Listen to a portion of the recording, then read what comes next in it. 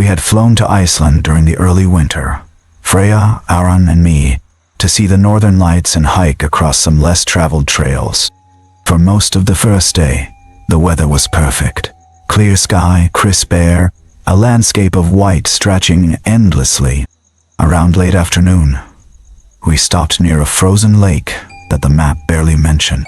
The ice was unusually smooth, almost glass-like, with faint lines running deep below the surface like veins. A perfect place to camp, we thought.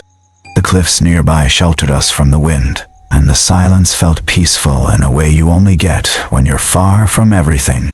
We set up our tents, ate a warm meal, and waited for the sky to perform. When the auroras began their slow dance, it felt unreal. Ribbons of green and violet swirling above us like something alive. That's when the sound started. A low hum vibrated through the frozen ground beneath our feet. At first I thought it was distant wind, but the air was still. Then it grew into a long, soft tone, almost musical. It echoed calmly, like a deep, resonant voice, singing from far below the ice. Freya knelt down and pressed her ear to the surface. "It's under us," she whispered. We all listened. The sound rose and fell in slow, deliberate patterns. Not random. Something was forming a melody beneath the lake.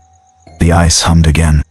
This time the tone shifted into something like words, drawn out, too slow to be any human language. Aron backed up.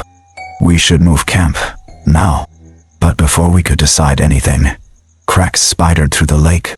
Not breaking, not violent. More like something was tracing patterns beneath the surface. Lines curved gracefully, spiraling outward from a single point at the center. The humming grew louder, layered, as if several voices were now singing from far below. We stepped away, hearts racing. Then shapes appeared under the ice. Long, pale silhouettes gliding just beneath the surface. They were enormous, drifting slowly in circles, never touching the underside of the frozen lake. Their bodies had no clear form, just flowing outlines, almost human and almost not. Freya whispered, "They're listening to us." One of the shapes drifted upward until it hovered directly under me. The ice beneath my boots vibrated, pulsing lightly. I stumbled back as a pair of faint, glowing eyes opened within the shape, staring through the ice as if studying my face. Aron grabbed my arm. "We're leaving. Now."